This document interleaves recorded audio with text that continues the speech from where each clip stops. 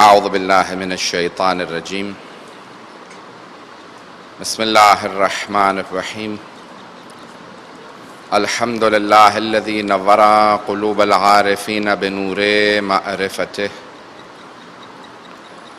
واثبت فؤاد انبیائہ واولیائہ بقصص الانبیاء والمرسلین واکمل ایمان المسلمین والمؤمنین بولایت علی امیر المؤمنین علیہ السلام.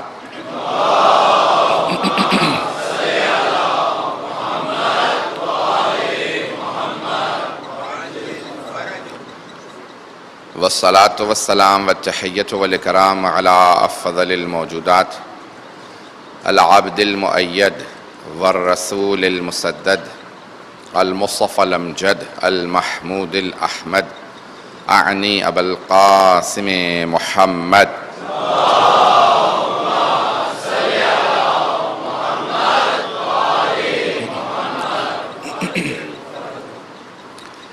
وعلى روحه ونفسه وصهره ووصيه سید الاتقیاء والاصفیاء مولا الموالی امام المتقین علی بن ابی طالب.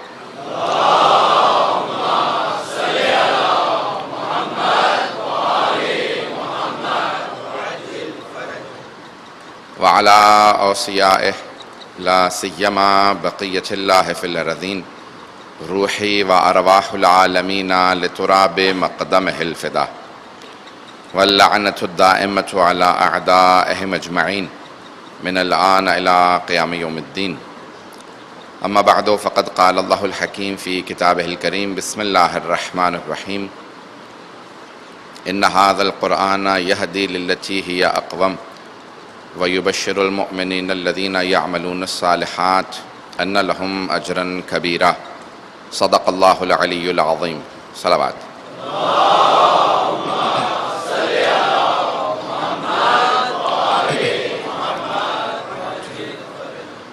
قرآن اور حجت کے عنوان سے اس عشرے کو کل ہم نے آغاز کیا اور ابتدائی طور پہ میں نے قرآن اور حجت سے متعلق کچھ مطالب پیش کیے. آج موضوع کو آگے بڑھاتے ہوئے جو کل میں نے شروع کیا تھا کہ قرآن ایک زندہ معجزہ ہے اور زندہ بعض اوقات انسان کہہ دیتا ہے لیکن اسے اندازہ نہیں ہوتا کہ حیات اور زندگی کس چیز کا نام ہے. اللہ موجود ہے یہ کہنا بہت آسان، مان لینا مسلمان کے لیے بہت آسان، لیکن اس کو حقیقتاً سمجھنا کافی مشکل ہے. خدا موجود ہے، تصور نہیں ہے. خدا حقیقت کا نام ہے. اگر میں یہ بات پہنچا پاؤں، خدا ذہن میں نہیں ہے، خدا موجود ہے. امام زمانہ غیبت میں ہیں لیکن امام زمانہ علیہ الصلوۃ والسلام حقیقت کا نام ہے، تصور کا نام نہیں ہے. امام وقت حقیقت ہیں، تصور نہیں ہے. قرآن حقیقتاً زندہ ہے، کاغذ پہ نہیں ہے. قرآن حیات رکھتا ہے. یہ جو کاغذ پہ موجود ہے یہی قرآن حیات رکھتا ہے. صرف کاغذ اور سیاہی نہ سمجھیں، یہ قرآن زندگی رکھتا ہے. میرے اور آپ کے اعمال پہ گواہ ہے، شاہد ہے، حیات رکھتا ہے. اگر ہمیں یہ سمجھ آ جائے، اسی بات کو پہنچا پاؤں کہ قرآن زندہ ہے اور زندہ معجزہ. آج مجھے صرف اعجاز سے متعلق کچھ باتیں پیش کرنی ہیں کہ قرآن نے جو چیلنج پیش کیا اس زمانے میں وہ کیا ہے، اور کل میں اسی موضوع کو تھوڑا سا اور گسترش دوں گا. اگر کل ہو سکا تو جس وجود مقدس پہ قرآن نازل ہوا ہے اس حبیب خدا سے متعلق کچھ مطالب پیش کروں گا اور کوشش کروں گا کہ وہ پہلو پیش کروں تاکہ ثابت ہو کہ حبیب خدا ہی پہ قرآن نازل کیوں ہوا، ان کی کون سی ایسی خصوصیات اور فضائل ہیں جو آج تک ہمارے لیے واضح ہی نہیں ہو سکی کہ اللہ نے ان کو کیوں انتخاب کیا اس قرآن کے نزول کے لیے. میں انشاءاللہ کل اس عنوان کو پیش کروں گا. لیکن آئیے ذرا آج قرآن نے اپنے حبیب سے کہا. سورہ اسراء جس کو سورہ بنی اسرائیل بھی کہا جاتا ہے، 17واں سورہ ہے، اس کی آیت نمبر 88 میں اللہ نے کہا قل لئن اجتمعت الجن والانس على ان یاتوا بمثل هذا القرآن لا یأتونہ بمثلہ، اس قرآن جیسا اگر تمام جن و انس جمع ہو جائیں کہ اس قرآن جیسی ایک کتاب لے آئیں تو اس قرآن جیسی کوئی کتاب نہیں لا سکتا. وَلَوْ كَانَ بَعْضُهُمْ لِبَعْضٍ ظَهِيرًا، اگر چاہیں تو سارے انسان اور جن ایک دوسرے کی مدد کریں تب بھی قرآن جیسی کوئی کتاب نہیں لا سکتا. یہ اللہ نے کھلا ہوا چیلنج دیا اس وقت میں جب کوئی بھی رسول خدا کو رسول ماننے کے لیے تیار نہیں تھا، لیکن اللہ نے یہ چیلنج دے دیا، تحدید کی. سب کی توجہ ہے میرے ساتھ؟ تو اللہ نے سب سے ابتدا کے اندر سورہ بنی اسرائیل میں کہا کہ اس قرآن جیسی ایک کتاب لے آؤ. اس قرآن کے اندر 114 سورے ہیں، 114 سورے ہیں، فاتحہ سے لے کے والناس تک 114 سورے ہیں. اللہ نے قرآن میں رکھے بھی تو اور 1 اور 14 کو رکھا ہے. تو اللہ نے 114 سورے رکھے ہیں، 114 سورے ہیں قرآن کریم کے اندر. اللہ نے نظام بہت ہی پیارا رکھا ہے، فاتحہ سے لے کے والناس تک. اب آئیے ذرا، پہلے اللہ نے کہا کہ اس پورے قرآن جیسی ایک کتاب لے آؤ. چاہے تمام جن و انس جمع ہو جائیں اس قرآن کا مقابلہ نہیں کر سکتے، کیونکہ یہ اللہ کی طرف سے نازل ہوا ہے. اللہ نے اس کو پھر آسان کر دیا اور کہا کہ نہیں. سورہ ہود کے اندر آیات کو دیکھیے، سورہ ہود 11واں سورہ ہے اور 16-17 آیات کو اگر آگے بڑھیں گے تو وہاں پہ آیات کے اندر اللہ فرماتا ہے کہ قل، اے میرے حبیب کہہ دیجئے. لفظ قل قرآن میں 132 مرتبہ آیا ہے، اور جب بھی قل اللہ کہتا ہے تو مخاطب خود رسول خدا ہیں، کیونکہ ان پہ قرآن نازل ہو رہا ہے. اے میرے حبیب کہہ دیجئے ان تمام لوگوں سے کہ فَأْتُوا بِعَشْرِ سُوَرٍ مِثْلِهِ، اگر چاہو تو قرآن کے برابر پوری کتاب نہیں، صرف اس کے سورتوں جیسے صرف 10 سورے بنا کے لے آؤ. مفتریات، اگر گھڑ سکتے ہو، اپنے پاس سے بنا سکتے ہو تو پورا قرآن نہیں، صرف 10 سورے بنا لو قرآن کے سوروں جیسے. بعض سورے بہت مختصر ہیں، چھوٹے سورے.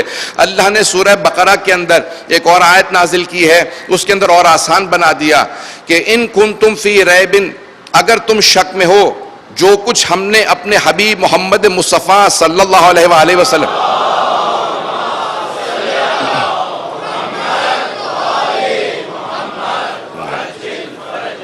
ان کنتم علی ریب مما نزلنا علی عبدنا فأتوا بسورۃ من مثلہ وادعوا شہداءکم من دون اللہ. اللہ کہتا ہے قرآن کے اندر کہ اگر تم شک کرتے ہو ان تمام چیزوں پہ جو ہم نے اپنے حبیب پہ نازل کی ہیں تو اس قرآن کے سوروں جیسا صرف ایک سورہ بنا کے لے آؤ. 114 نہیں، 114 میں سے کسی ایک سورہ کے مقابلے میں ایک اور سورہ بنا کے لے آؤ. اور چاہو تو جس کو مرضی اپنی نصرت کے لیے بلا لو، میرے حبیب کا مقابلہ نہیں کر سکتے. قرآن کے سوروں میں سے ایک سورہ کے مقابلے میں.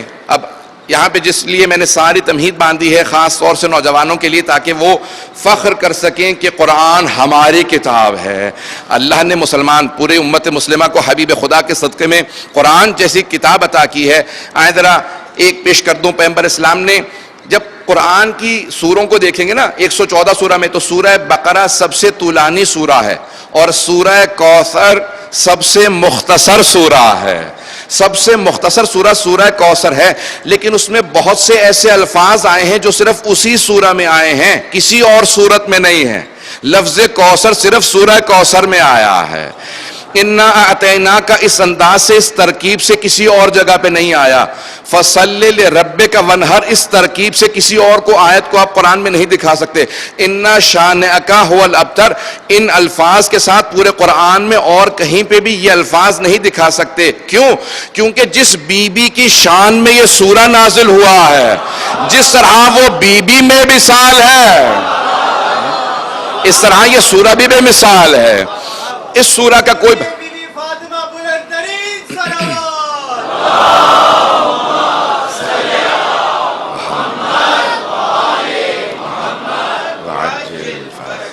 سب کی توجہ میرے ساتھ رہے. اب اللہ نے بہت آسان کر دیا کہ پورے قرآن کے برابر کتاب لے کے آؤ گے تمہارے لیے ممکن نہیں. میں نے تو 10 سورے بھی کہہ دیے تھے، اللہ خود کہے گا آؤ صرف ایک سورہ قرآن کے سوروں جیسا بنا لاؤ. قرآن میں 114 سورے ہیں نا، تو ایک سورہ بنا لاؤ. اور پیغمبر اسلام نے فوراً کہا سورہ کوثر نازل ہوا ہے، کہا لکھو، اور جا کے وہاں خانہ کعبہ میں جہاں 7 معلقات جو عربوں کے بہترین قصیدے تھے، ہر سال سارے عرب جمع ہوتے تھے اور ان کا ایک میلہ لگتا تھا جہاں جو فصیح و بلیغ ترین شعراء تھے وہ آ کے اپنا کلام سناتے تھے۔ اب تک نسلاً بعد نسلیں 7 ایسے کلام تھے جن سے بہتر کسی نے کلام نہیں کہا تھا، تو ان 7 شعراء کے کلام کو خانہ کعبہ میں لٹکا رکھا تھا کہ انہیں کہا جاتا تھا 7 معلقات، 7 بہترین کلام جنہیں خانہ کعبہ میں لٹکایا گیا ہے۔ تو اب وہاں جہاں 7 معلقات شاعری کے 7 بہترین مجموعے لٹکے تھے، پیغمبر اسلام نے کہا یہ سورہ کوثر لکھ کے ان 7 معلقات کے اوپر وہاں پہ لگا دو تاکہ اس تمام عرب دیکھ سکیں، پڑھیں کہ سورہ کوثر ہے۔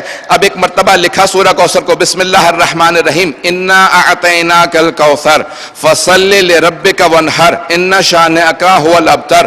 بہت سب سے مختصر سورہ لکھا اور خانہ کعبہ کے دیوار پہ لٹکا دیا گیا۔ اب تمام شعراء سے، تمام ادباء سے، تمام فصحاء سے، تمام بلغاء سے، جتنے بڑے بڑے عرب تھے، سب کو قرآن کی طرف سے رسول خدا نے چیلنج دے دیا کہ اللہ نے مجھے بھیجا ہے، میری حقانیت کی دلیل یہ سورہ کوثر ہے، میری حقانیت کی دلیل یہ سورہ کوثر ہے۔ جس طرح قرآن میں سب سے مختصر سورہ کو میں نے وہاں لگا دیا، اسی طرح سے جو مجھے ابتر کہنے والے ہیں، اللہ اس سورہ میں بتا رہا ہے اللہ نے مجھے کوثر دنیا میں عطا کر دیا ہے۔ تو اب آخرت میں حوض کوثر کو مصداق قرار نہ دینا، دنیا میں کوثر کو تلاش کرو۔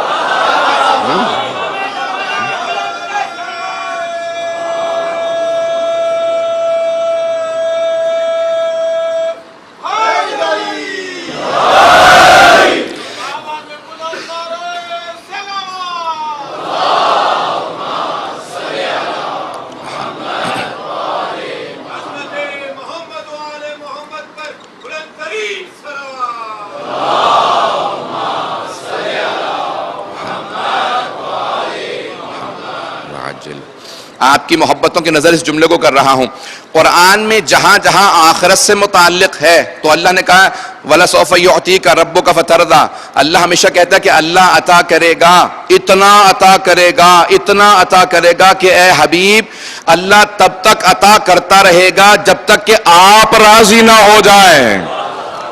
نہیں پہنچا سکا جملے کو، نہیں پہنچا سکا۔ اللہ رسول خدا سے کہہ رہا ہے کہ ساری دنیا کے تمام لوگ مجھے راضی کرنے کی کوشش کرتے ہیں، سب چاہتے ہیں رضی اللہ عنہ بن جائیں، اے میرے حبیب میں چاہتا ہوں کہ سب مجھ سے راضی ہونے کی کوشش کرتے ہیں، میں آپ کو اتنا دوں کہ آپ مجھ سے راضی رہیں۔ یہ امت میں اور حبیب خدا میں فرق ہے۔ وَلَسَوْفَ يُعْطِيكَ رَبُّكَ فَتَرْضَىٰ، اللہ آپ کو اتنا عطا کرے گا کہ آپ راضی ہو جائیں۔ کہا کہ میں تبھی پروردگار ہمیشہ تجھ سے راضی ہوں۔ جب چھٹے امام سے پوچھا اللہ کیا عطا کرے گا کہ حبیب راضی ہوں گے، کہ حق شفاعت اتنا وسیع ہوگا رسول خدا کا کہ اللہ کہے گا جس کی چاہیں شفاعت کیجئے، جب تک آپ شفاعت سے راضی نہ ہو میں حق شفاعت کھلا رکھوں گا۔ اب وقت نے کی تفصیل میں جاؤں، انا اعطیناک الکوثر، جو مستقبل کی چیزیں ہیں عطا کروں گا، لیکن سورہ کوثر میں آیا انا اعطیناک، ہم نے آپ کو عطا کر دیا ہے۔ تو کوثر دنیا میں ہے، جناب سیدہ کی شکل میں اللہ نے اپنے حبیب سے کہا کہ ہمیں ناز ہے میرے حبیب، ہم نے آپ کو زہرا جیسی بیٹی عطا کی ہے۔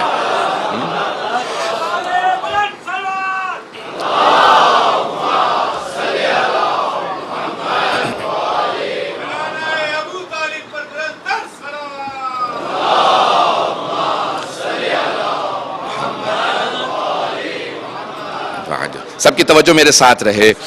اب یہاں پہ انا اعطیناک الکوثر پیغمبر اسلام نے کہا اور عرب تمام کے تمام جمع ہوتے تھے، سب نے سورہ کوثر کو لکھا دیکھا، جو پڑھ نہیں پاتے تھے انہوں نے دوسروں سے پوچھا کیا محمد نے لکھوا کے بھجوایا صلی اللہ علیہ وسلم، کیا بھجوایا ہے؟ کہا سورہ کوثر ہے۔ تمام عرب جمع ہو گئے، پڑھتے جاتے تھے، کوشش کرتے جاتے تھے اس سورہ کا بدل لے آئیں۔ اب سب کوشش کر رہے ہیں، بہت بڑے بڑے ادبا بیٹھ گئے.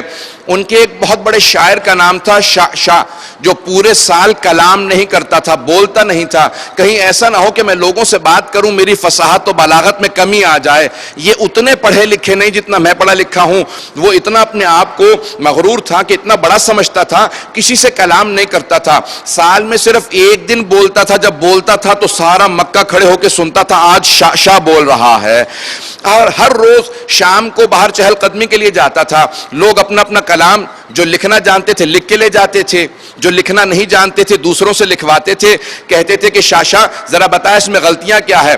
بولتا نہیں تھا، قلم ہاتھ میں ہوتا تھا، پڑھ کے وہیں پہ تصحیح کر دیا کرتا تھا، اس میں یہ غلطیاں ہیں. جب سب زور لگا چکے کسی سے سورہ کوثر کا جواب نہ دیا گیا، انہوں نے سورہ کوثر کو اتارا اور وہ جس کاغذ پہ جس تختے پہ سورہ کوثر لکھی تھی فوراً شاہ کے سامنے لے کے آئے. سب کے کلام پڑھتا جاتا تھا، قلم سے تصحیح کرتا جاتا تھا. کہا شاہ ذرا اس کلام میں غلطیاں نکال دے. وہ شاہ جو پورے سال کلام نہیں کرتا، صرف ایک دن بولتا تھا، اس نے ایک مرتبہ سورہ کوثر کی تلاوت کی، قلم ہاتھ میں پکڑا، غلطیاں تلاش کرنے لگا. پھر اس نے کہا کہ غلطی محسوس نہیں ہو رہی. دوسری مرتبہ پڑھا. جب تیسری مرتبہ اس نے سورہ کوثر کی تلاوت کرنے کے بعد دیکھا کہ اس سے کوئی جواب نہیں بن پا رہا، تو اس نے مجمع کو دیکھنے کے بعد کہا ما ھذا من کلام البشر.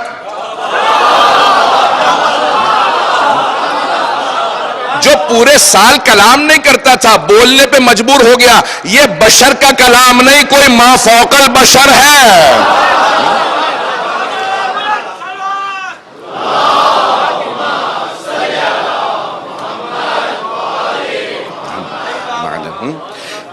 ما ھذا من کلام البشر، یہ بشر کا کلام نہیں، کوئی ما فوق البشر ہے جس کا یہ کلام ہے.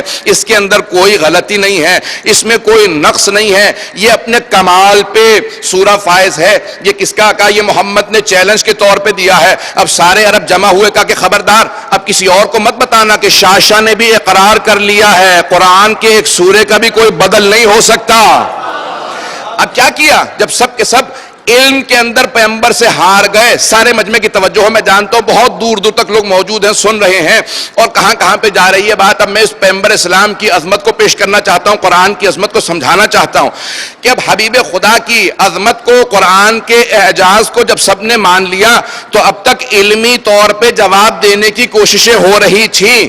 جب علمی طور پہ جواب نہ دیا جا سکا تو سب نے کہا کہ اب محمد کو اذیت کرو. کسی نے کہا پتھر مارو، کسی نے کہا کہ تیر سے وار کرو، کسی نے کہا قتل کر دو.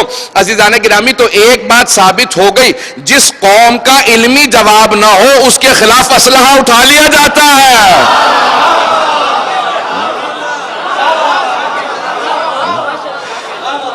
جہاں جہاں پہ علم سے جواب نہ دیا جا سکتا ہو تو کہا جاتا ہے کہ ان کو مار دیا جائے. اب سب کے سب عرب جمع ہو گئے. مشرکین نے کہا فیصلہ کر لو کہ محمد کو مار دیتے ہیں. ان کے علم کا جواب ہمارے پاس نہیں ہے، ان کے قرآن کا جواب ہمارے پاس نہیں ہے، ان کی عظمت کا جواب، ان کے معجزے کا جواب ہمارے پاس نہیں. عزیزان گرامی یہ قرآن ہے جس کا جواب آج تک کوئی نہیں لا سکا. بہت بڑے بڑے لوگوں نے کوششیں کی ہیں، اس زمانے میں بھی سورے لکھے گئے، لیکن آج تک قرآن کے ہم وزن کوئی ایک سورہ نہ لا سکا، ایک سورہ کے برابر. یہ قرآن زندہ معجزہ ہے. عزیزان گرامی اس قرآن کو سمجھنے کے لیے، سمجھانے کے لیے رسول خدا کی زبان کی ضرورت ہے، امیر المؤمنین کی وراثت کی ضرورت ہے، باب مدینۃ العلم کی ضرورت ہے. یہ ہستیاں سمجھا سکتی ہیں. موضوع قرآن اور حجت ہے. اگر آئیے تھوڑا سا حجت سے متعلق تفصیل دے دوں تاکہ مجمع متصل رہے کہ عزیزان گرامی حجت کے لفظی معنی دلیل کے ہیں، ثبوت کے ہیں. دلیل ہو کسی بھی چیز پہ، دلیل کو حجت کہا جاتا ہے عربی میں. اور ہم قرآن اور حجت کہہ رہے ہیں تو یہاں حجت سے مراد حجت اللہ ہے، جو اللہ کے وجود پہ دلیل ہو. اگر میں اس جملے کو پہنچا پاؤں کہ جو اللہ کے وجود پہ دلیل ہو، جسے دیکھ کے یقین آتا ہو کہ یہ ایسا ہے اور یہ جس کی عبادت کر رہا ہے اور کہہ رہا ہے کہ کوئی معبود ہے، تو اسے دیکھ کے یقین ہوتا ہے کہ واقعاً کوئی خدا ہے. اب آئیں، آپ کے کراچی کے ایک بہت بڑے شاعر گزرے ہیں جو کمیونسٹ بھی ہو گئے تھے، شاید نام لینا مناسب ہو نہ ہو، برائی میں نہیں کہہ رہا ہوں، لیکن البتہ بہت بڑا نام ہے، اردو ادب کا باپ مانا جاتا تھا. اور عزیزان گرامی وہ کمیونسٹ ہو گئے تھے، اگر چاہیں گے تو آخر میں نام بھی لے دوں گا. کمیونسٹ ہو گئے، خدا کا انکار کر دیا، خدا کو نہیں مانتے تھے، کیا کہ نہیں کچھ نہیں مانتا، میں دین کو نہیں مانتا، کمیونسٹ ہو گئے. جوش ملی آبادی نام بہت بڑا نام ہے، اردو ادب کے بہت بڑے شاعر تھے، لیکن آخر عمر کے اندر دوبارہ مرثیہ پڑھنے لگے، مجلسوں میں آنے لگے، نمازیں پڑھنے لگے. کسی آدمی نے سوال کیا ان سے، کہا جوش صاحب آپ تو کمیونسٹ ہو گئے تھے، خدا کو ماننے سے آپ نے انکار کر دیا تھا، یہ کیا ہوا کہ آپ دوبارہ مجلسوں میں آنے لگے، نمازیں پڑھنے لگے؟ کہا میں نے تو خدا کا انکار کر دیا تھا، لیکن مجھے حسین نے خدا کو ماننے پہ مجبور کر دیا.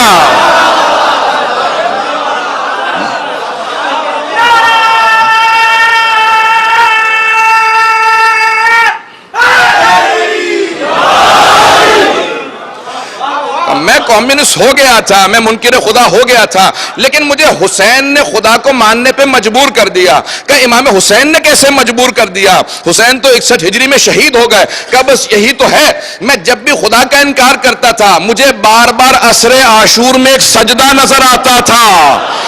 اتنے ظلم کے بعد جب کوئی خدا کو سجدہ کرے تو حسین جیسی عظمت بتا رہی ہے کوئی خدا ہے. کہ میں ماننے پہ مجبور ہوا کہ خدا ہے. عزیزان گرامی یہ حجت خدا ہے، دلیل ہے وجود خدا پہ. تو آئیے جس طرح قرآن دلیل ہے، اب میں بات کو آگے بڑھانا چاہتا ہوں اور وقت کے اندر بات کو مجھے مکمل بھی کرنا ہے. کوشش کروں گا کہ ہر مجلس کے اندر ایک نقطے کو پہنچا پاؤں. چند نکات میں پیش کر چکا ہوں، آئیں ذرا پیش کرتا ہوں. حجت یعنی دلیل، حجت اللہ، اور یہ لفظ بہت زیادہ استعمال ہوا ہے ہمارے ہاں احادیث کے اندر. پیغمبر اسلام کی مشہور و معروف حدیث ہے، تمام شیعہ سنی کتابوں کے اندر آئی ہے، مستند حدیث ہے کہ لولا الحجہ لصاخت الارض باہلہا، اگر زمین پہ حجت خدا نہ ہوتے تو اللہ سبحانہ وتعالی زمین خود پھٹ جاتی، تباہ ہو جاتی، برباد ہو جاتی. اگر زمین باقی ہے تو کوئی حجت خدا زمین پہ ہے جس کے صدقے میں زمین باقی ہے. اب یہ لفظ حجت ہے. آئیں عزیزان گرامی، ہمارا عقیدہ یہ ہے کہ اللہ نے جتنے انبیاء، مرسلین، ائمہ بھیجے ہیں وہ سب مرد ہیں، لیکن نبوت و امامت کے لیے مرد ہونا شرط ہے، عصمت کے لیے، ولایت کے لیے اور حجت ہونے کے لیے مرد ہونا شرط نہیں ہے. نہیں پہنچا پایا، سب کی توجہ ہو. انبیاء، مرسلین اور ائمہ سب مرد ہیں، یعنی اللہ نے شرط رکھی ہے کہ صرف مردوں کے اندر نبی بھیجے گا، رسول بھیجے گا اور امام بھیجے گا، لیکن عصمت کے لیے، معصوم ہونے کے لیے مرد ہونا شرط نہیں ہے. ولایت کے لیے مرد ہونا شرط نہیں ہے، حجت ہونے کے لیے مرد ہونا شرط نہیں ہے. جناب مریم، جناب سیدہ معصومہ بھی ہیں، اور جناب فاطمہ الزہرا ولایت بھی رکھتی ہے، اور جناب سیدہ حجت بھی ہیں. لیکن آپ لوگوں نے بہت گھبرا کے سنا، اس لیے مجھے امام حسن عسکری علیہ السلام کی حدیث کا سہارا لینا پڑے گا.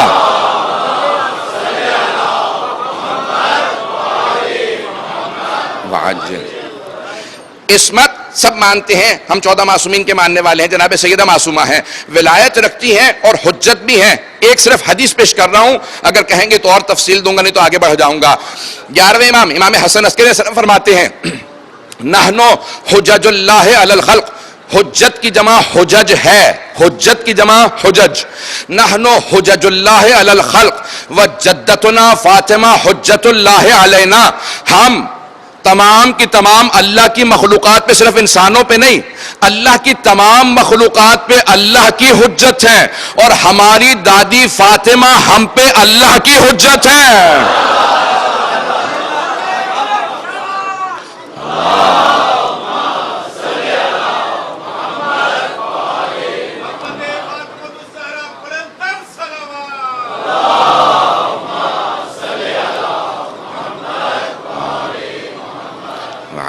عزیزان گرامی، جناب فاطمہ الزہرا سلام اللہ علیہا ولایت بھی رکھتی ہیں اور حجت بھی ہیں، اور ولایت عصمت کے لیے، حجت ہونے کے لیے نبی اور امام ہونا شرط نہیں ہے.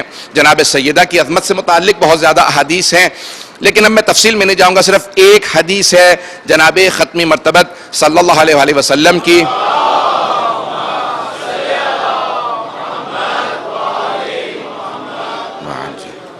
اس حدیث کا سہارا لے کے ایک مطلب کو پیش کروں گا اور پھر عنوان سے کچھ اور مطالب کو آگے بڑھاؤں گا کہ ختم مرتبت نے جناب سیدہ سے متعلق کہا ہے کہ فاطمہ بضعۃ منی، فاطمہ میرا جز ہے، میرا حصہ ہے.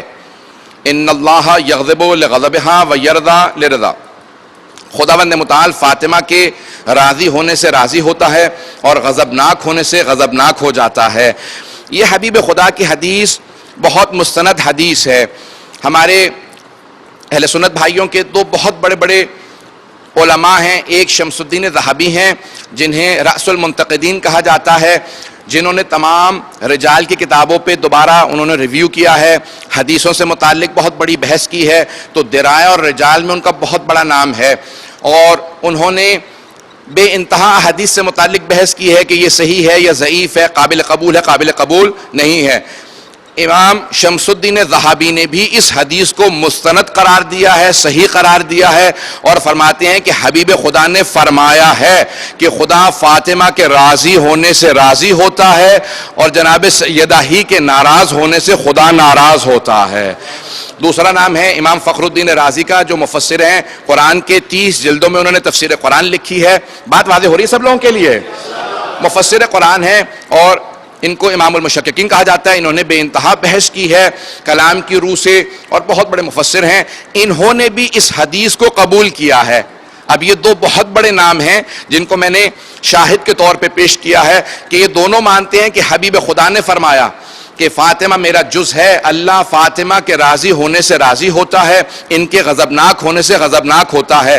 جب سب نے مان لیا تو میں سب سے سوال کروں گا کہ آیا جب آپ لکھ رہے تھے کہ حبیب خدا نے فرمایا ہے کہ اللہ راضی ہوتا ہے اس سے جس سے فاطمہ راضی ہو جائے اور اللہ ناراض ہوتا ہے اس سے جس سے فاطمہ ناراض ہو جائے، تو سمجھ میں آ رہا تھا لکھ کیا رہے ہیں؟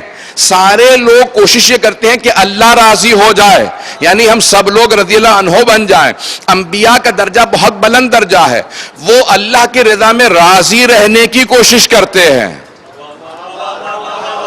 اگر میں پہنچا پاؤں، وہ یہ کوشش نہیں کرتے کہ اللہ کو راضی کریں، وہ جانتے ہیں اللہ راضی ہے تبھی اس نے ہمیں نبی بنایا ہے. وہ یہ کوشش کرتے ہیں جس جس چیز میں اللہ راضی ہے میں اس میں راضی رہوں.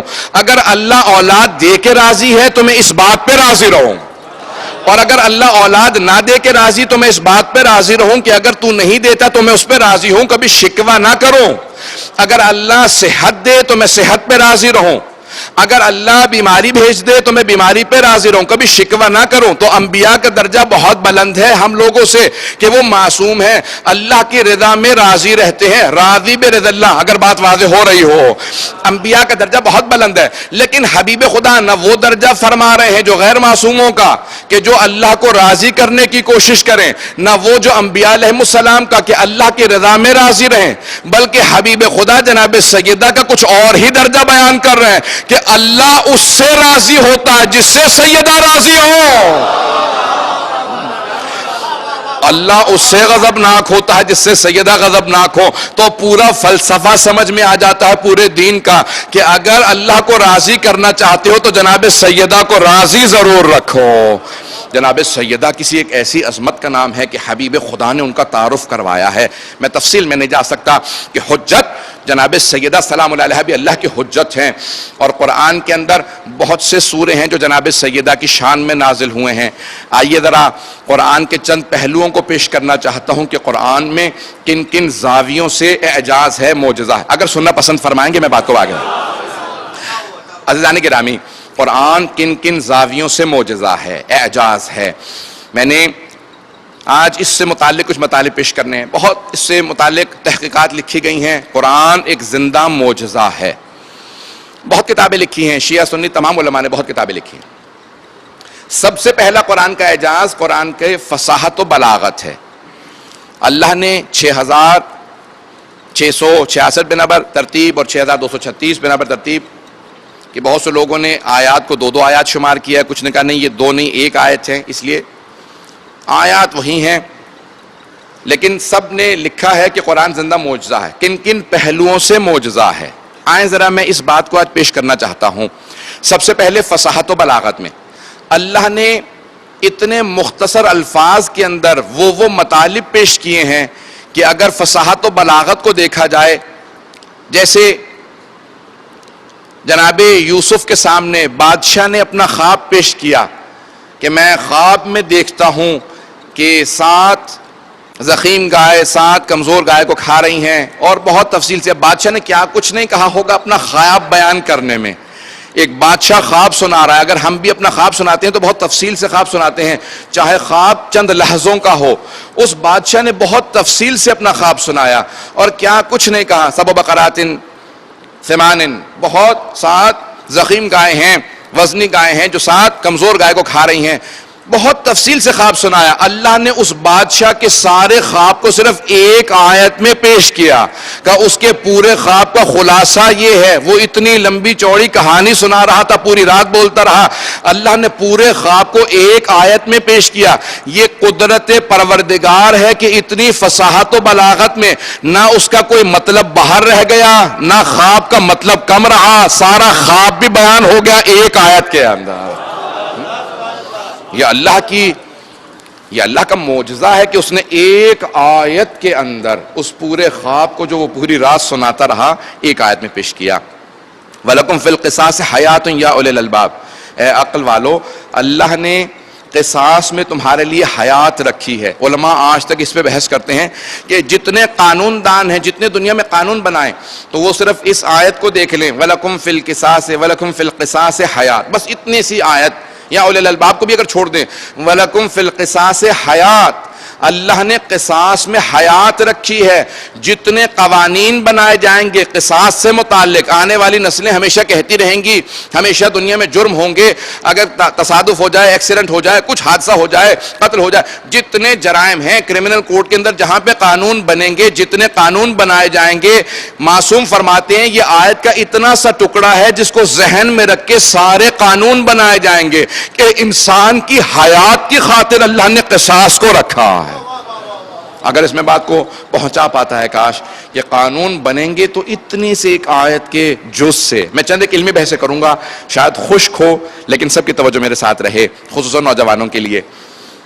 آئیں، یہ تو قانون سے متعلق ہے، میں نے 3-4 مختلف پہلوؤں کو لیا ہے، اگر سب کی توجہ رہے گی تو تینوں چاروں پہلوؤں کو پیش کروں گا. ایک میڈیکل کے عنوان سے بھی مسئلے کو پیش کر دیتا ہوں، کچھ اور بھی مسائل ہیں علمی جو قرآن کے اندر آئے ہیں.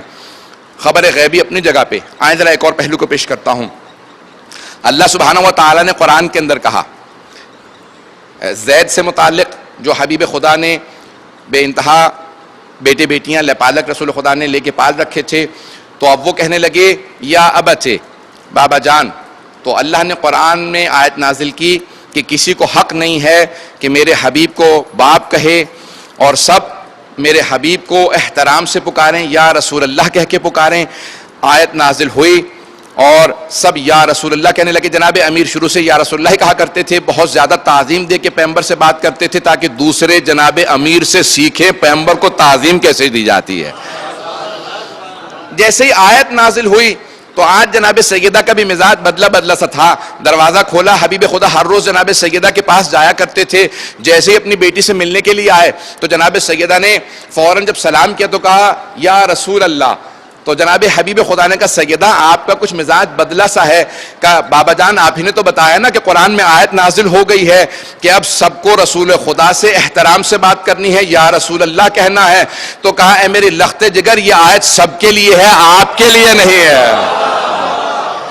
پتہ نہیں توجہ ہے یا نہیں ہے، سب کے لیے ہے، آپ کے لیے نہیں ہے. اگر اور بھی بیٹیاں ہوتی وہ بھی فوراً کہتی بابا جان ہمارے لیے کیوں نہیں ہے، صرف سیدہ کے لیے کیوں ہے.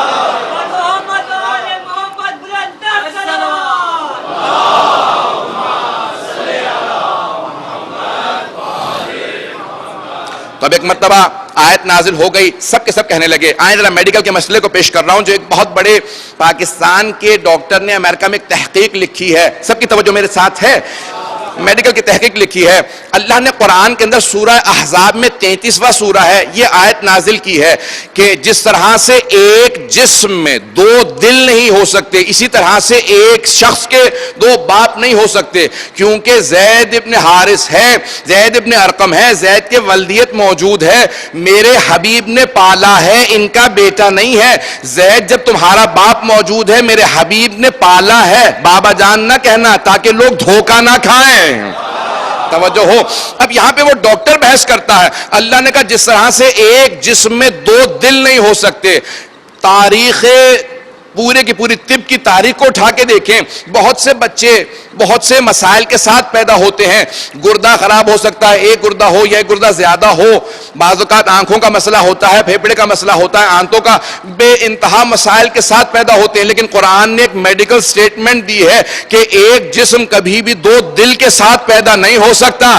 اس 1400 سال پہلے اللہ نے کہا, 20ویں صدی میں جا کے میڈیکل سائنس نے ثابت کیا, قرآن نے جو اس وقت کہا تھا وہ آج تک صحیح ثابت ہے.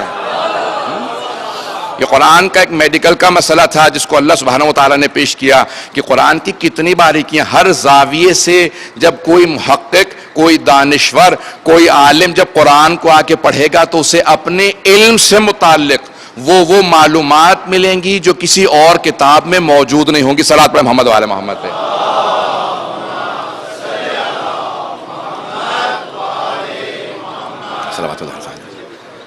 عزیزان گرامی, ہر زاویے سے قرآن ہے, قرآن میں معجزہ ہے, ہر زاویے سے, ہر پہلو سے.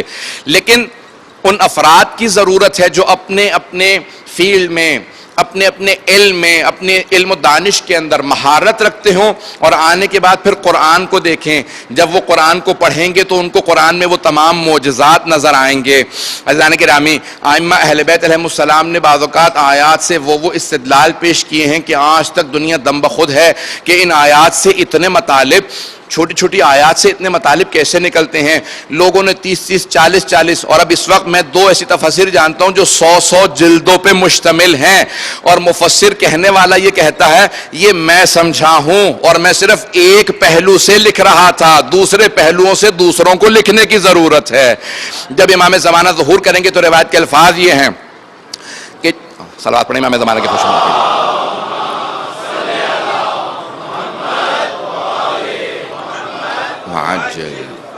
کہ جتنے بھی پہلوؤں کو اجاگر کیا گیا ہوگا, جتنا علم دنیا میں پہنچا ہوگا, وہ صرف 2 عدد ہوگا.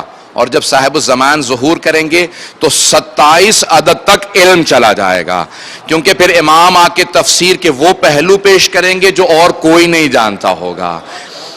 اب علماء ایک پوری بحث کرتے ہیں, امام حجت خدا ہیں, رسول خدا نے, امیر المؤمنین نے, دوسرے ائمہ نے وہ پہلو کیوں نہیں پیش کیے جو امام زمانہ آ کے پیش کریں گے. سن رہے ہیں اس مطلب کو غور سے سب لوگ؟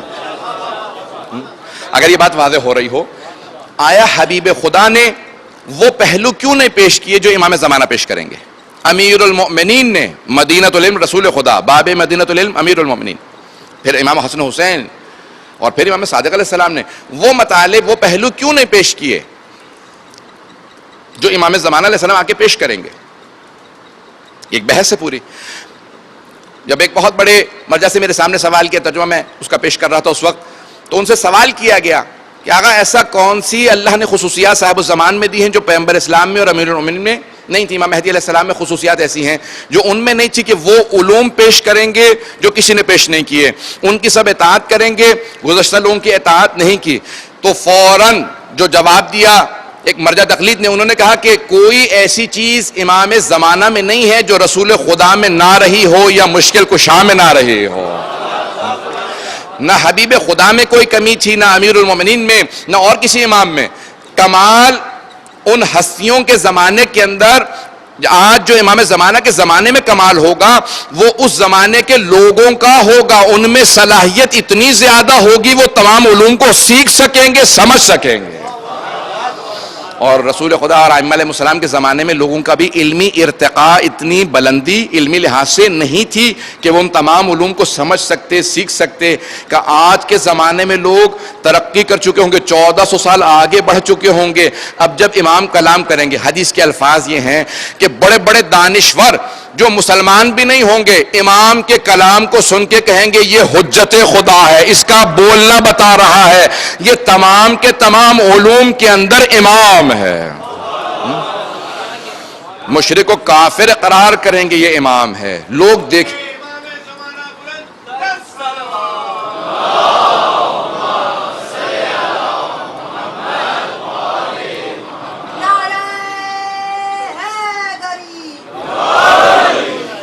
میں بس 5 سے 7 منٹ زحمت دوں گا، اس کے بعد پھر مسائل پہ آ جاؤں گا کہ اللہ کا یہ قرآن آج تک معجزہ ہے۔ چند پہلوؤں کو دوبارہ پیش کرنا چاہتا ہوں۔ قرآن خود سے فرماتا ہے ذالک الکتاب لا ریب فیہ، اس قرآن کے اندر کوئی ریب، کوئی شک نہیں ہے۔ اگر قرآن لا ریب ہے تو حجت کو بے عیب ہونا چاہیے۔ جس طرح قرآن میں کوئی شک نہیں ہے، اسی طرح سے امام معصوم کے اندر بھی کوئی عیب نہیں ہونا چاہیے۔ وہ ہر طرح سے مبرہ اور بہت باعظمت ہوں، بہت پاک ہوں۔ ان کے علم کا وہی معیار ہونا چاہیے جو حجت خدا کا ہونا چاہیے۔ وہ کبھی بھی کسی بھی طرح سے کوئی کسی کے کہنے پہ یہ نہیں کہیں گے سوچ کے بتاؤں گا، دیکھ کے بتاؤں گا، پوچھ کے بتاؤں گا۔ جس زبان میں سوال آئے گا اسی زبان میں جواب جائے گا، جس کتاب سے سوال ہوگا اسی کتاب سے جواب آئے گا، جس علم سے متعلق سوال آئے گا اسی علم سے امام جواب دیں گے۔ تمام علوم کے اندر امام میں مہارت ہونی چاہیے۔ آئیے حدیث امیر المومنین علی بن ابی طالب علیہ السلام کو پیش کرنا چاہتا ہوں۔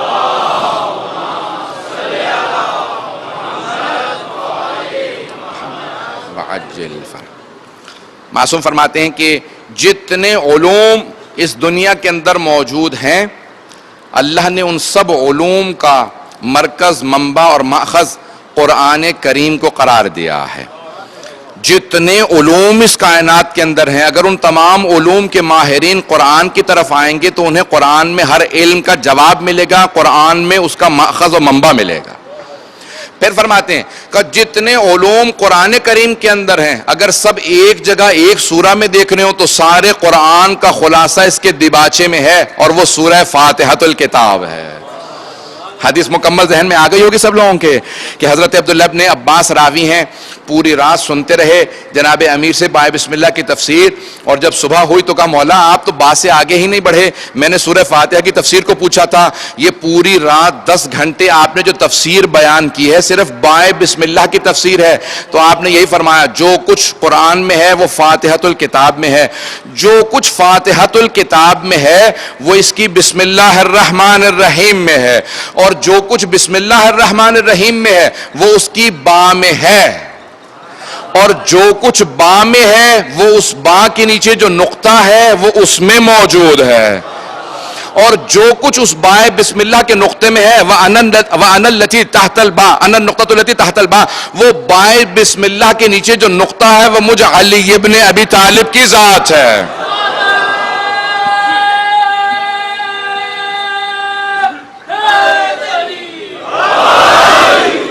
حدیث بہت مشہور و معروف ہے، آپ سب نے سن رکھی ہے کہ مولا نے فرمایا کہ انا النقطۃ التی تحت الباء، اور امیر المؤمنین ہیں جنہوں نے قرآن کے اعراب بھی لگائے ہیں اور قرآن کے نقطے بھی لگائے ہیں، یہ بعد میں بہت سوں کو کریڈٹ دینے کی کوشش گئی، لیکن امیر المؤمنین وہ تمام علوم کے موجد ہیں۔ سن رہے ہیں سب لوگ اس بات کو غور سے؟ میں بہت سوچا کرتا تھا، شاید یہ میں نے مطلب کسی اور جگہ پہ بھی پیش کیا ہے لیکن سن لیجئے، بہت سوچا کرتا تھا یہ پورا قرآن ایک نقطے کے اندر کہاں پہ آئے گا، یہاں تک کہ سی ڈی کا دور آیا اور وہاں پہ بے انتہا کتابیں موجود ہیں ایک ایک سی ڈی کے اندر۔ اب میں نے ایک سی ڈی خریدی قوم مقدس سے، اس میں 2000 کتابیں تھی۔ کون کون سی کتابیں ہیں؟ انہوں نے کہا تمام احادیث کی کتابیں موجود ہیں، اس کے اندر فقہ کی کتابیں موجود ہیں، اصول کی ہیں، عقائد کی ہیں، فلسفے کی، منطق کی، تفسیر کی۔ کہا قرآن ہے اس میں؟ کہاں؟ کہا اس پوری سی ڈی کے اندر قرآن کہاں ہوگا؟ تو مسکرا کے کہنے لگا ایک نقطے کے برابر ہوگا۔ جب کمپیوٹر آیا، سی ڈی دریافت ہوئی تو لوگوں نے اس وقت سمجھا کہ نقطے میں قرآن آ سکتا ہے، مولا اس زمانے میں بتا رہے تھے، مولا اس زمانے میں بتا رہے تھے۔ جناب امیر علیہ السلام اس زمانے میں بتا رہے تھے۔ سمجھ لو قرآن کو سمجھنا ہے، آل محمد سمجھائیں گے قرآن کیا ہے۔ میں بہت سے پہلوؤں کو سوچ رہا تھا، آئیں ذرا ایک پہلو کو، آخری پہلو کو پیش کروں گا، اس کے بعد پھر مصائب پہ آ جاؤں گا۔ کہ حضرت امام جعفر الصادق علیہ السلام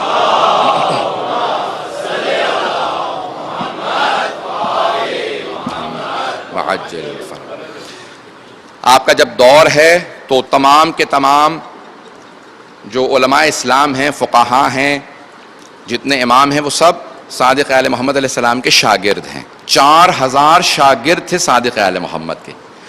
یہ مکتب کے شاگرد نہیں تھے، یعنی یہ ایک ابتدائی مکتب نہیں تھا، الف با نہیں سکھا رہے تھے.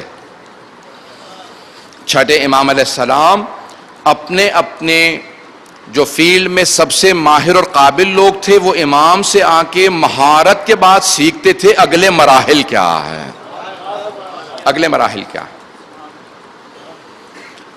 میرے بھی ایک دوست ہیں جو پاکستانی ہیں لیکن برطانیہ میں پیدا ہوئے، وہیں پلے بڑھے، اور برطانیہ میں ان کو ایوارڈ ملا ہے کہ سب سے زیادہ ایم اے ان کے پاس ہیں پورے برطانیہ میں. 10 ایم اے کیے ہیں مختلف علوم میں. انہوں نے کتاب لکھی ہے حضرت جابر بن حیان پہ، جو شاگرد ہیں امام صادق علیہ السلام کے، اور انہوں نے اپنی کتاب میں ثابت کیا کہ موجودہ کیمسٹری جو اس وقت یورپ امریکہ میں پڑھائی جاتی تھی، پھر وہاں سے یہاں آئی، وہ یونان سے آئی تھی، اور یونان میں جابر بن حیان سے آئی تھی، اور جابر نے صادق آل محمد سے کیمسٹری سیکھی تھی. اور ثابت کہاں سے کیا؟ ان کی اس کتاب سے جو حضرت جابر بن حیان نے عربی میں لکھی تھی، اور وہ برٹش لائبریری میں لندن میں موجود ہے، اور اس کا انتصاب کا پہلا صفحہ جب آپ دیکھیں گے، جب ڈیڈیکیشن لکھی جاتی ہے، انتصاب لکھا جاتا ہے، تو اس میں انتصاب لکھا تھا کہ میں اپنے اس تمام محنت کو اپنے مولا اور آقا جعفر ابن محمد سے منسوب کرتا ہوں. تو تمام علوم کے ماہرین اگر جھکتے ہیں تو آل محمد کے در پہ آ کے جھکتے ہیں. اگر سب نے زانوئے تلمذ اگر ادب کے سامنے جھکایا ہے تو اہل بیت علیہ السلام کے سامنے یہ آل محمد ہیں جنہوں نے علوم کو عام کیا ہے. اسی قسم کی تاریخیں تھیں. راوی کہتا ہے کہ میں سفر سے پہنچا مدینے اور امام کے دروازے پہ دستک دی. لوگ جمع تھے، دیکھا سب زمین پہ بیٹھے ہیں. جب میں گھر کے اندر گیا تو دیکھا خود صادق آل محمد زمین پہ بیٹھے ہیں، سیاہ لباس پہن رکھا ہے اور بے انتہا غم میں ہیں. امام کی آنکھیں سرخ ہیں. میں نے فوراً سوال کیا، مولا کیا بات ہے؟ اتنا غمگین زندگی میں آپ کو کبھی نہیں دیکھا. کوئی وفات تو نہیں ہو گئی گھر کے اندر؟ کوئی کون سی ایسی مصیبت آ گئی مولا؟ تو امام نے فوراً پلٹ کے کہا کہ تمہیں نہیں معلوم آج عاشورے کا دن ہے، آج عاشورے کا دن ہے. تو وہ تڑپنے لگا کہ مولا عاشورہ یعنی سید الشہداء کی شہادت. پابندیاں تھیں نا، بنو امیہ کا دور، پھر بنی عباس کا دور، عاشورہ بتایا نہیں جاتا تھا. کہ مولا سید الشہداء کی شہادت ہے؟ مولا نے کہا ہاں. تو ایک مرتبہ تڑپنے لگا کہ مولا میں نے آپ کے جد حسین کی شان میں کچھ اشعار کہے ہیں. آپ لوگ مرثیہ کہتے ہیں نا، جیسے مرثیے میں بند ہوتے ہیں اور مرثیے کے اندر باقاعدہ مصائب لکھے جاتے ہیں.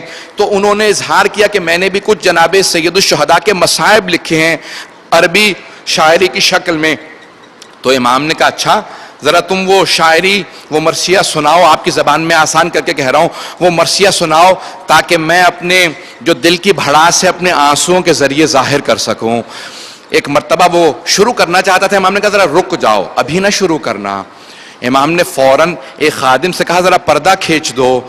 کہا مولا پردہ لگا دوں؟ کہا ہاں یہاں پہ پردہ لگا دو. پھر امام نے آواز خادمہ کو دی، کہا ذرا میری ماں سے کہنا کہ آ جائیں، مجلس ہونے والی ہے. حضرت امام صادق کی والدہ کا نام حضرت ام فروا ہے. تو کہا ذرا میری والدہ سے کہہ دو میرے جد حسین کی مجلس ہونے والی ہے، وہ بھی آ کے مجلس سن لیں. پھر امام نے خادمہ سے کہا میری بہنوں سے بھی کہہ دینا. پھر امام نے کہا ذرا میری بیٹیوں کو بھی بتا دو میرے جد حسین کی مجلس ہونے والی ہے. بھئی آپ پہ پابندی نہیں ہے، کوئی تازیانے نہیں مارے گا. ائمہ کو بڑی حسرت تھی ہماری پھوپھیوں کو مارا نہ جاتا، ہماری پھوپھیوں کو تازیانے نہ مارتے رونے پہ، جو رو رہی تھی انہیں رونے دیتے. اجرکم اللہ. بس بھی ایک مرتبہ امام نے کہا ذرا میری والدہ کو آ لینے دو.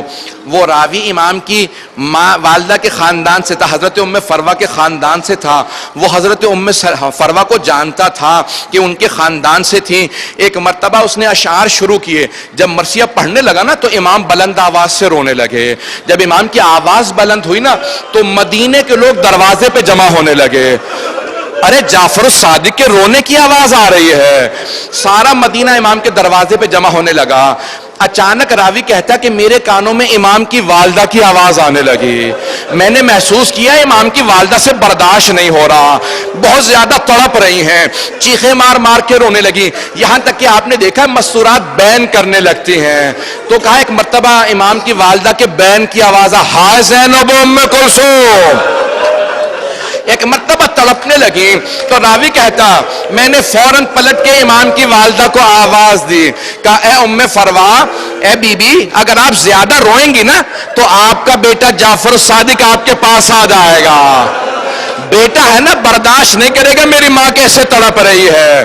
تو راوی نے کہا کہ اے حضرت ام فروا, اگر آپ زیادہ روئیں گی آپ کا بیٹا آپ کے پاس آئے گا, آپ کو سینے سے لگائے گا, آنسوؤں کو صاف کرے گا, آپ کو پانی پلا کے کہے گا مادر گرامی مت روئیے.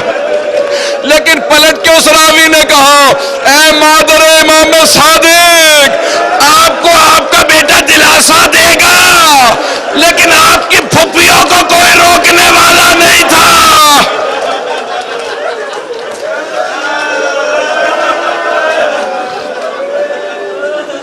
لیکن جب آپ کی پھپھیاں رویا کرتی تھی, آپ کے جد حسین کا قاتل شمر تازیانہ مار کے کہتا تھا بند کر دو رونا, رونے کی اجازت نہیں ہے. اجرکم اللہ, اجرکم اللہ. آج میں بہت سوچ رہا تھا, کل پیش کروں گا آپ کے سامنے امام کی رخصتی کو. آج میں سوچ رہا تھا کون سے مصائب کو پیش کروں. ذرا دو جملے سنیے گا. ہر امام نے جملے کہے ہیں نا امام حسین سے متعلق, سنیں گے. ساتویں امام کیا کہتے تھے, کہ جیسے محرم آتا تھا نا امام کے چہرے سے مسکراہٹ ختم ہو جاتی تھی. جیسے ہی عاشورہ آتا تھا اپنے امامے کو کھول دیتے تھے, صحن میں کھڑے ہو کے زیارت پڑھتے. تو آٹھویں امام کہتے ہیں میرے بابا عاشورے میں ایسے روتے تھے جیسے آج شہادت ہوئی ہے, آج شہادت ہوئی ہے. سنیں گے ایک اور جملے, آٹھویں امام کے جملے سن لیجئے. آٹھویں امام فرماتے ہیں اے میرے جد حسین, آپ کے مصائب نے ہماری آنکھوں کو زخمی کر دیا ہے. ہم جب روتے ہیں نا تو ہم سے روتے روتے آنکھیں زخمی ہو جاتی ہیں. میں ایک سوال کروں, میں نے کئی مرتبہ مصائب میں دیکھا ہے جب کوئی نوجوان یا کوئی بزرگ زیادہ روئے نا تو سب اسے سہارا دیتے ہیں. آپ نے کبھی نہیں دیکھا ہوگا کہ کسی کا باپ چلا جائے, دنیا سے باپ چلا جائے اور لوگ اس کے ہاتھوں میں زنجیریں باندھ دیں, پاؤں میں بیڑیاں باندھ دیں, گلے میں توق ڈال دیں. کبھی دنیا میں نہیں دیکھا ہوگا, کسی کے گلے میں توق نہیں ڈالا جاتا.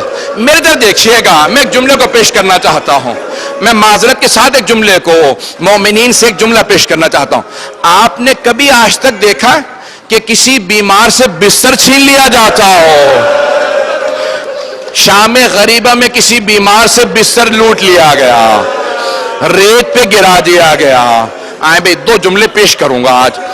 آج امام زمانہ کو تو ہر مجلس میں پرسہ پیش کریں, جناب سیدہ کو ہر مجلس میں پرسہ پیش کریں. جناب سیدہ ہی تو وارث ہے نا, امام زمانہ وارث ہیں. لیکن آج پہلی محرم ہے نا, تو آج بانی عزا امام سجاد, امام سجاد کو ان کی پھپھیوں کا بھی پرسہ پیش کریں اور ان کے بابا کا بھی پرسہ پیش کریں.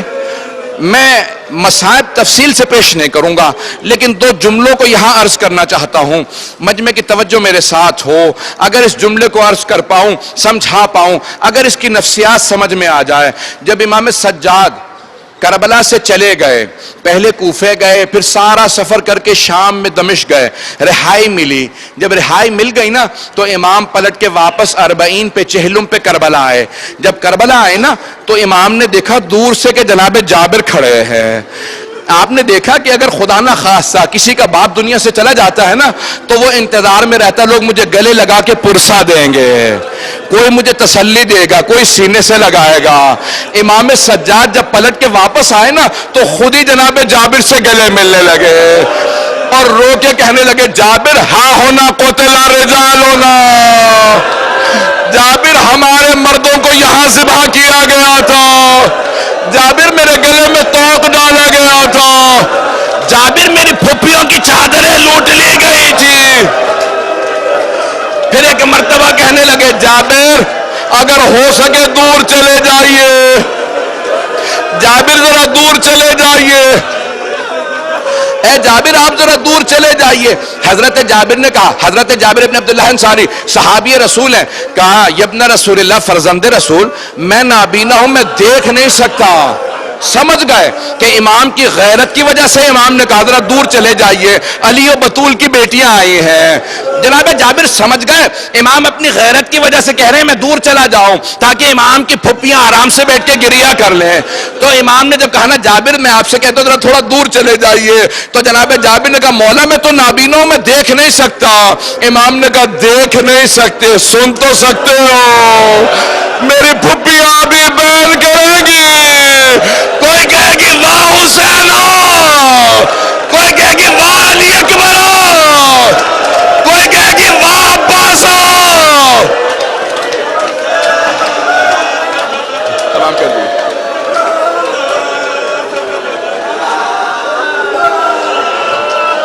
الا لعنۃ اللہ علی القوم الظالمین۔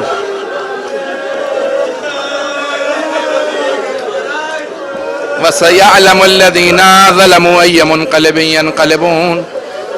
ہاتھوں کو بلند کریں گے، 2 سے 4 منٹ کی دعا پیش کروں گا۔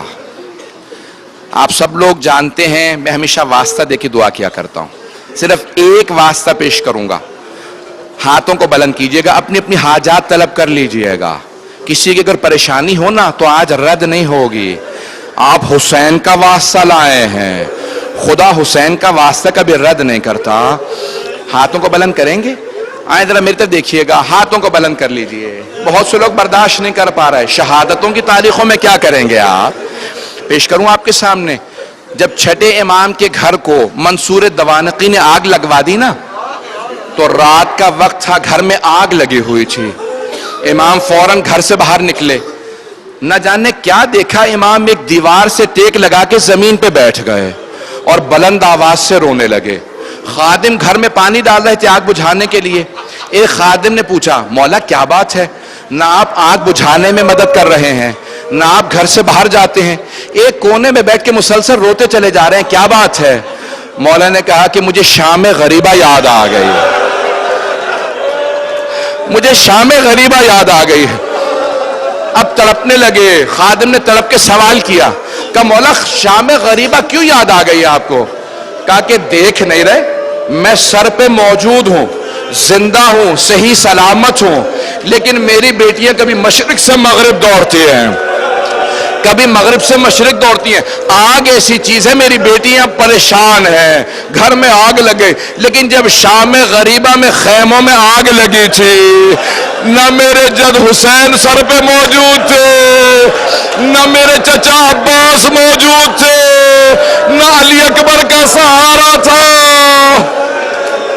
بس ایک سید سجاد تھے جو ایک کونے میں بیمار پڑے تھے۔ یہ عزاداری بڑی آپ کو آسانی سے مل گئی ہے، آئیں مل کے دعا کرتے ہیں، پروردگارا اس عزاداری کی حفاظت فرما، جہاں جہاں عزادار ہیں زائرین سب کی حفاظت فرما، پروردگارا جتنے مومنین بے اولاد ہیں سب کو اولاد عنایت فرما، مقروضوں کے قرض ادا فرما، پریشان حالوں کی پریشانیاں دور فرما، امام زمانہ کا ظہور دیکھنا نصیب فرما، دشمنان اہل بیت کو نیست و نابود فرما، داعش کو غارت فرما، مومنین کی حفاظت فرما، ہمارے مقامات مقدسہ کی حفاظت فرما، خصوصاً شام کے روزوں کی حفاظت فرما، پاکستان کے، افغانستان کے، کشمیر کے، عراق کے، شام کے، بحرین کے، یمن کے، نہ جانے کہاں کہاں کے حالات خراب ہیں، پروردگارہ سب کی حفاظت فرما، جو ہاتھ بلند ہیں کسی کو رد نہ فرما، پروردگار ہم سب کو زندگی میں امام حسین کی زیارت نصیب فرما، آخرت میں ان کی شفاعت نصیب فرما۔ پروردگار ہماری نسلوں میں غم حسین کو منتقل فرما۔ پروردگار جب تک زندہ رہیں غم حسین میں اسی طرح شرکت کرتے رہیں۔ پروردگار اس فرش عزا پہ تیرے ملائکہ نازل ہوتے ہیں، پروردگار تجھے واسطہ اپنے عزت و جلال کا ہمارے ناسوں کو جناب سیدہ کے رومال میں جگہ عنایت فرما۔ پروردگار ہم سب کی عاقبت بخیر فرما۔ ربنا تقبل منا انك انت السميع العليم بحق محمد وآلہ الطیبین الطاہرین المعصومین۔ ماتم حسین۔